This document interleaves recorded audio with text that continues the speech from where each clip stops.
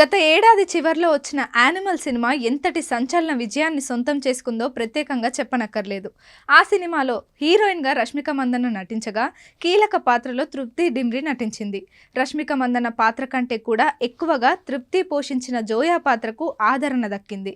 రణ్బీర్ కపూర్తో తృప్తి డిమ్రి చేసిన రొమాన్స్కు కుర్రకారు ఫిదా అయ్యారు. అంతకు ముందు వరకు తృప్తి గురించి పెద్దగా ఎవ్వరికీ తెలియదు. ఆమె బాలీవుడ్ ప్రేక్షకుల్లో కొద్దిమందికి మాత్రమే సుపరిచితురాలు. కానీ ఇప్పుడు ఆమె సోషల్ మీడియాను పాన్ ఇండియా రేంజ్ ప్రేక్షకులు ఫాలో అవుతున్నారు.